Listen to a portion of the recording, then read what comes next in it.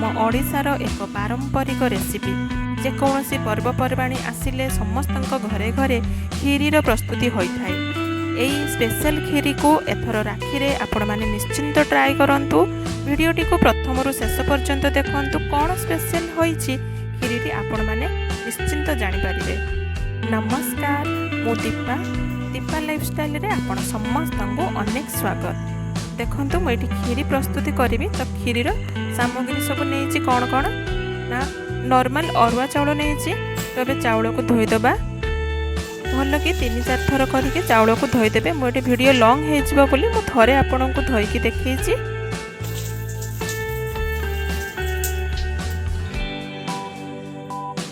तापरे मुझे गोटे पैन बसई नहीं, पैन को गरम करके 2 चम्मच घी दौची। घीरे काजू और किशमिश को भाजी नौची।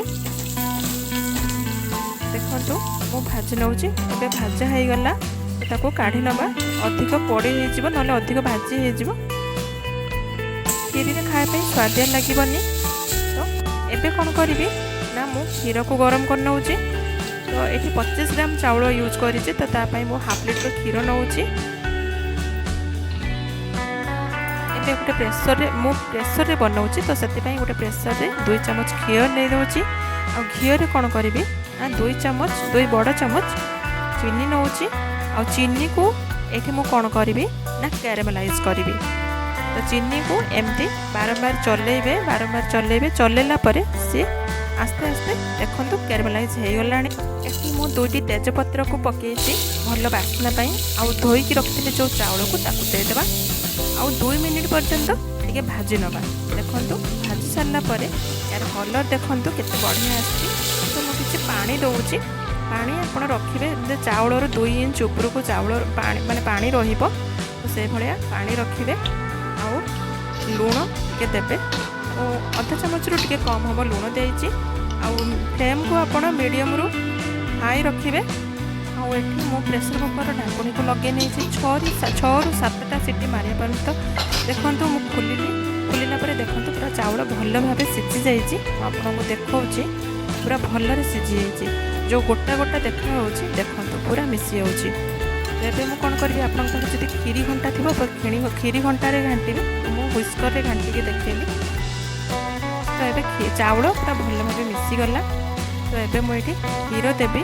क्षीर को आगे फास्ट अधे पकईली। अधे पकईला टे घाटी सब क्षीर को पकईदेवे एकाथर कहीं चाउल लम्स आसीज। तापर आउ सबतक क्षीर को देली। मत टे कम लगे क्षीर से गोटे अमूल पैकेट को ऐड कली। अमूल देले भी क्षीर बहुत बढ़िया लगे। मैंने खीरीर जो फ्लेवर तार जो खीरीर टेस्ट को द्विगुणित करे। अमूल निश्चिंत ऐड करेंगे। यापर देखो मुझे देदेजी जो भाजिकी रखी ड्राई फ्रुट्स को टे मिसई नवा। खीरी को मझे मझे एमती चलाउे ना तले खीरी लगिगले पोड़ा पोड़ा टेस्ट आसो। तो बर्तमान मुझे कौन करी किसी पनीर को नौ। पनीर मुझे नहीं 50 ग्राम। तो 50 ग्राम मु अधा पनीर मैंने 25 ग्राम देवी। आई भाई लंबा लंबा करके काटी नौची। आपण मैंने चाहिए आहरी छोट मोट करके काटी पारे। तापर मुझे कौन करी ना खीरी चीनी को ऐड करी।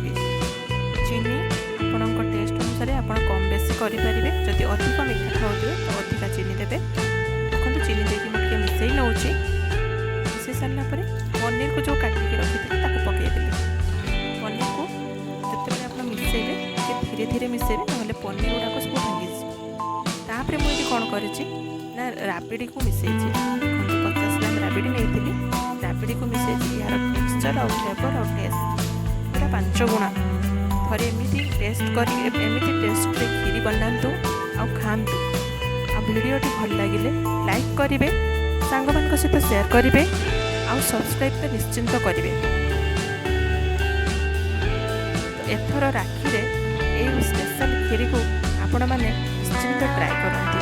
रहुची नमस्कार, जय जगन्नाथ। पुणी देखा नेक्स्ट वीडियो रे।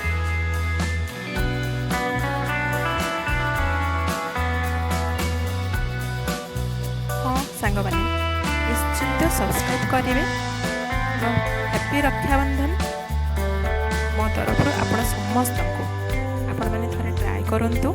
आपणकर अनुभूति मो सहित शेयर करूँ। लाइक तो निश्चिंत करेंगे।